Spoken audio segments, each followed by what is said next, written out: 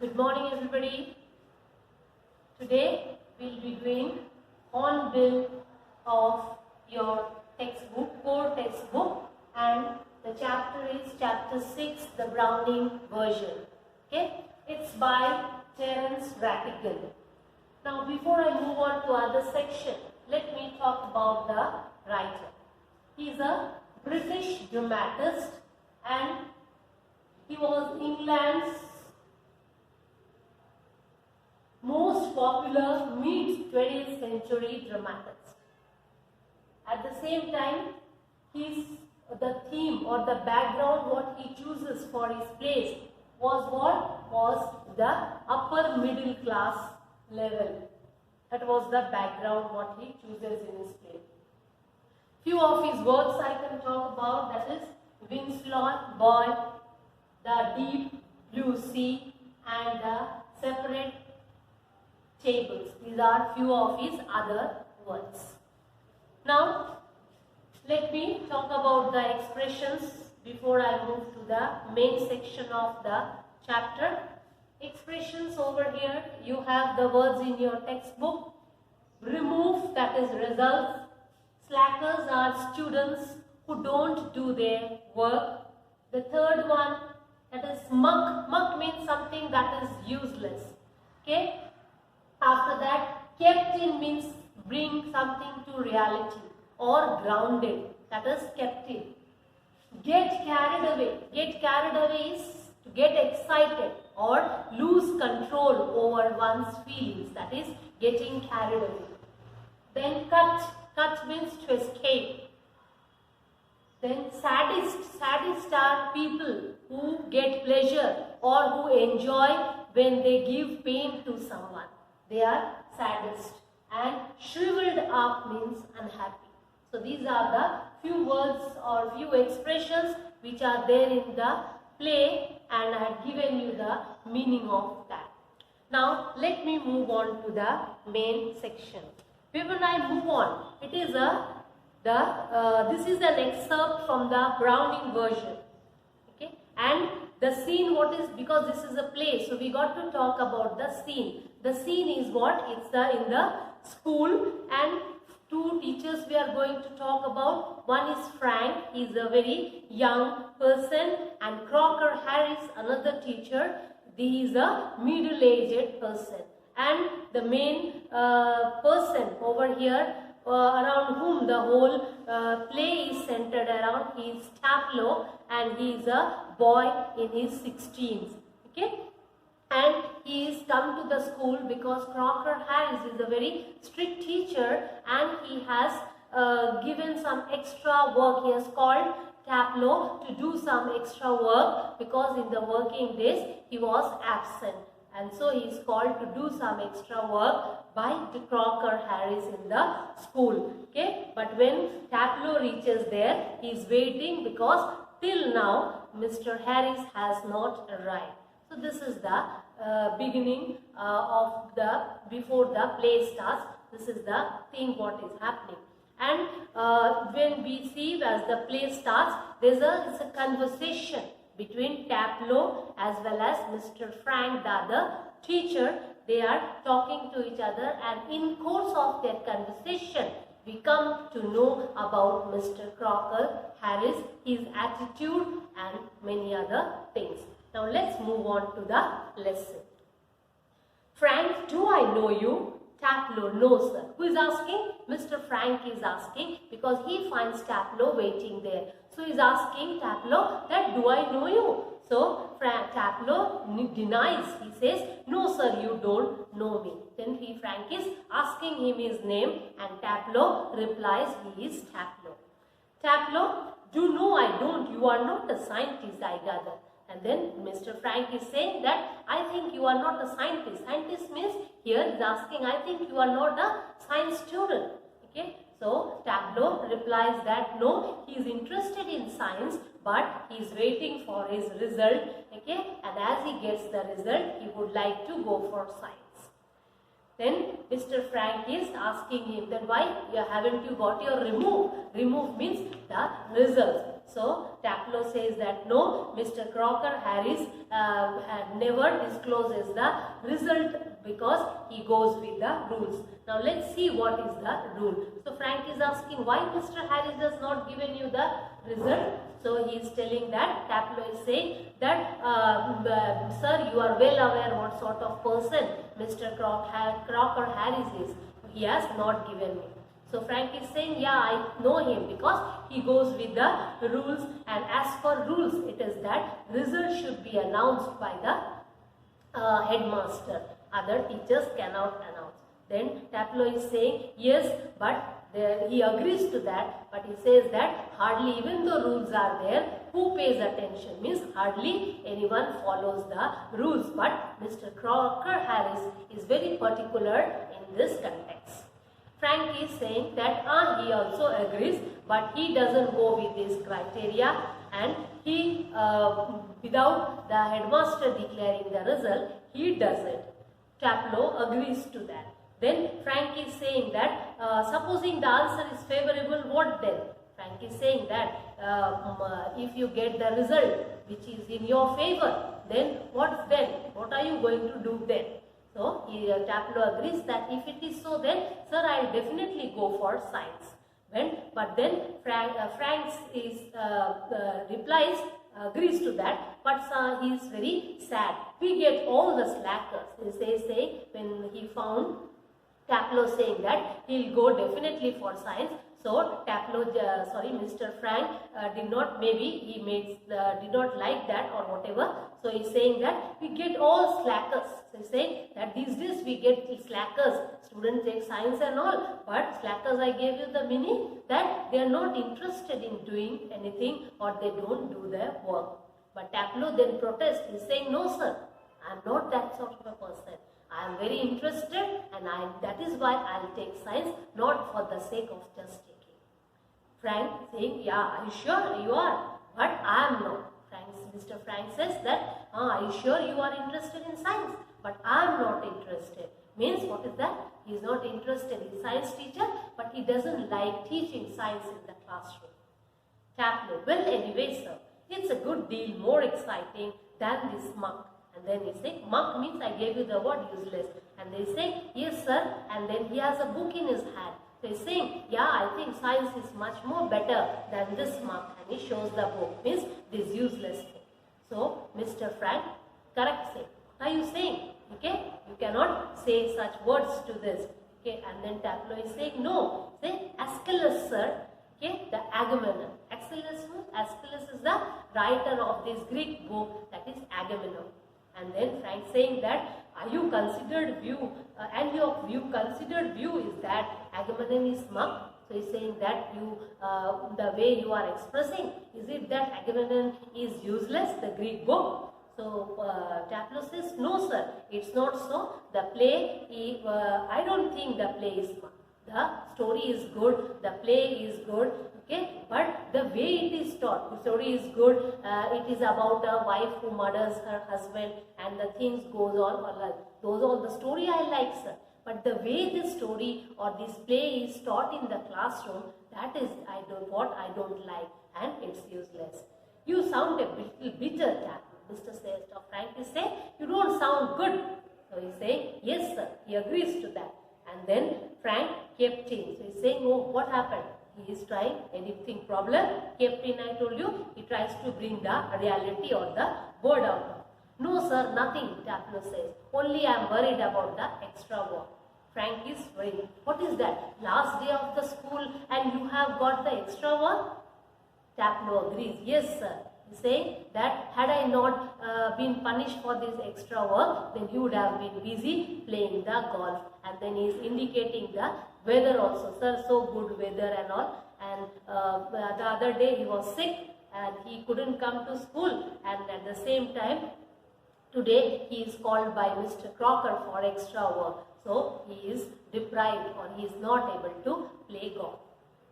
Frank apologizes and saying that very bad luck. Still there's one comfort. He's saying something is there. You are pretty certain to get your remove tomorrow for being a good boy in extra. So he's saying doesn't matter, but tomorrow definitely you will get your result. because by doing this extra work, you will be considered as a good boy. Well, I am not so sure. Taplow says, I don't know, sir. Sir has called me, but whether he will accept me or my work and consider me as a good boy and give me the result or no, I don't know. Then, but those sort of rules don't apply to Crocker. Mr. Crocker Harris, I asked him yesterday outright if would you given me a remove, and do you know what he said? He said, I don't know, but Mr. Crocker Harris is a different sort of person. And Taplow says that the other day he had asked him for the results whether he would get or not. And then Taplow is telling Mr. Frank, do you know what he said? So Mr. Frank is very interested. So yes, what did he say? So Taplow imitates Mr. Harris and he says, he makes a throat voice in the manner Mr. Crocker Harris speaks, and he says, my dear Taplow, I have given you exactly what you deserve. No less and certainly no more. This is Taplow is imitating Mr. Harris and telling Mr. Frank. And he is saying, do you know what he says? I think he may have marked me down. Taplow says, he says so, that he has given me exactly what I deserve, but I doubt he must have given me less marks, and that is why he's called me for the extra work. I mean, man's hardly human. He says that he is not a considerate person, and Taplow considers Crocker Harris as a inhuman person. And then all of a sudden, he breaks off quietly, means he stops. Sorry sir, have I gone too far? Saying, sorry sir, have I crossed the limits? Frank is, yes, you have gone too far. Sorry sir, I got carried away. Taplow apologizes and says, sorry sir, I got excited and then I lost the control. That is, got carried away. Evidently, he picks up a newspaper and opens it. And then Frank, he was sitting there, and what did Mr. Frank? He takes up the newspaper and starts reading. Taplow, yes sir. What was that Crocker Harris said to you? Just repeat it. And Mr. Frank liked it. So he is asking again Taplow to repeat the way Mr. Crocker Harris would speak or what he had told. Taplow again imitates and saying, my dear Taplow, I have given you exactly what you deserve, not less and not certainly more. Frank now, Mr. Frank looks severe and saying, not in the least like him. Read your nice essays and be quiet. Saying that, Frank is saying, now don't do all these things. Read the book, whatever you have in your hand, and be quiet. Taplow with dislike essays. Okay? And Taplow did not like to read that book, but no other alternative. So he takes out the book and reads it. So here I end the topic, and next lecture we will continue the chapter. Thank you for watching the video. Have a nice time.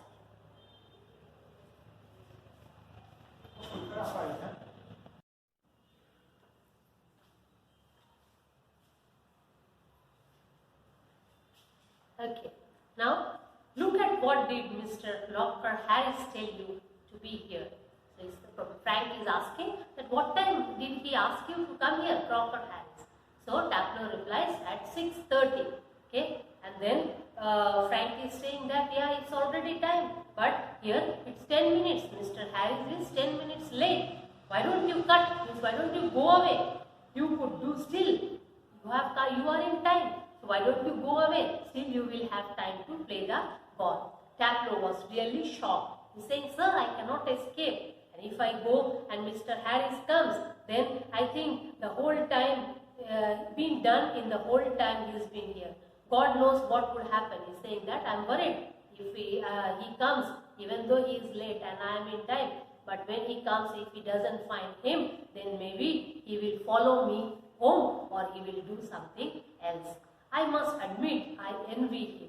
The effect he seems to have on you boys in the form. So Frank is telling that, Mr. Frank is telling, I agree, the way he is behaving with his boys, Mr. Harris, is not proper, and in this case, I do not support him. You all seem scared to death of him. Say, I see that all the boys are very afraid of him, and then he is asking, does he beat you? So he is saying, no sir, he is not a sadist like others, like one or two. Taplow is saying, no, he never beats us. He's not a sadist. Sadist, I told you, people who get the pleasure or make fun, get fun out of giving pain to others. So he's saying, sir, he is not so like others who are in the school. Mr. Frank gets alert and is saying, I beg your pardon, means he felt maybe Taplow is pointing him out. So he's saying, no sir, a sadist, a person who gets pleasure by giving pain to someone. Oh, but I think you went on to say that some other masters. So Frank is then confirming, I think you told some other masters who are sadists. Yes sir. Well, of course they are, sir. I won't mention the name. Taplow is saying, yes sir. In this school, so many other people are, masters are there, few of them. They get pleasure in giving pain to others. But I won't tell you the names. I hope you know them and you understand better. But sir, you are different. Taplow is telling Mr. Frank, sir, you are different. You are young and comparatively different. And as it is, you are a science teacher. So you know better what sadism is. Frank, after a pause, is saying, good Lord, what are our schools coming to? He saying, thank God, I am worried that to what extent the schools are coming to. Anyway, Mr. Crocker isn't a sadist, Taplow is saying. That's what I am saying. He wouldn't be so frightening if he were. Saying that, anyway, Taplow says, Mr. Crocker Harris is not a sadist and he never behaves. He never shows the feelings, but he hasn't. He is all shriveled up inside like a nut and he seems to hate people to like him. So he is saying he is not a sadist, sir, but he is very squeezed up. He is always seems to be, he is unhappy like a nut and he hates people if they like him or they go closer to him. And it really sounds very funny. I don't know any other master who doesn't like being liked. Taplow says, sir, it's strange that I've never seen anyone who doesn't like being appreciated or liked by others. I don't know any boy who doesn't use that for any of his own purposes. Frank is saying, yes, even I don't know that boy who doesn't use all these things for his own benefits. Well, it's natural, sir, but not with Crocker. So it's natural, but Mr. Crocker is not such a person. Mr. Crocker Harris, Mr. Frank is confirming. Mr. Crocker Harris, the funny thing is that in spite of everything, I do rather like him. So Taplow is saying, sir, whatever be, okay, he gives me punishment and whatsoever, but still I like Mr. Harris. I cannot help. I don't know why, but I still respect him and like him. And sometimes I think he sees it that seems to shrivel him up even more. And he says, so at times he also, Mr. Harris also understands that I like him and he shrivels up. I'm sure you are exaggerating. Frank is saying, now I think you are trying to exaggerate the thing. Taplow disagrees. No sir, not is that. He made one of his classical jokes and then Taplow is trying to crack a joke to Mr. Frank. Of course, nobody laughed because nobody understood it, myself included. So Taplow is saying, one day I cracked a joke and even including me, no one laughed at the joke. Still, I knew he had meant it as funny, so I laughed. So he is saying that Mr. Harris had made a joke and no one laughed, no one did so. And then he is telling that maybe it was funny. And so Taplow laughed at it. Out of ordinary common politeness and feeling a bit sorry for him for having made a poor joke. He is saying no one laughed, but Taplow did laugh even though it was not such a great joke because he did not want to embarrass Mr. Harris or that the joke was very poor and so on, and did not want to make Mr. Harris feel bad. Now I can't remember what the joke was, but I suppose I'll make it. Now you laugh, sir. Frank laughs, saying that I don't know what the joke was, but then he says, sir, now you laugh, and Mr. Frank laughs. In a gentle throat, Taplow is trying to expose the joke. You laughed at my little joke, I noticed. I must confess that I am pleased at the advance your Latin has made, since you so readily have understood and what the rest of the form did not. So Taplow is trying to imitate Mr. Harris and is saying that when Taplow laughed, Mr. Harris appreciated him and saying that your Latin you have a good mastery over the Latin language. It is advanced, and so you have understood the joke when the others did not. Perhaps now you would be good enough to explain it to them so that they can too share your pleasure. And he's saying that and after that Mr. Harris asked Taplow to explain the joke. And all of a sudden the door from the right opens, and who enters? Millie. She is Mrs. Crocker Harris. She enters. She is a thin looking but properly dressed, smartly dressed woman. Okay, and a basket is there in her hand. She is wearing a cape and carries a shopping basket. She closes the door and then stands at the screen. She is looking here and there. Taplow and Frank both are there, and in a few seconds before they notice her. Frank, come along, Taplow. Move slowly above the desk. Frank is calling Taplow because he happens to see Mrs. Harris. So he is asking, and Taplow moves towards the table. Do not be so selfish as to keep a good joke to yourself. Tell the others, and he breaks off suddenly, noticing Millie. And then Frank is asking Taplow that don't keep the good joke for yourself, come here and tell me. And all of a sudden he notices Mrs. Harris and he gets alert. Frank turns quickly and seems infinitely relieved at seeing Millie. Frank, oh hello, Frank wishes her hello. Millie also, without expressing, just without looking at him, she also wishes hello and then moves towards the sideboard and keeps the basket. Taplow is there standing next to Mr. Frank. He is whispering something so that Mrs. Millie doesn't come to know what he is talking.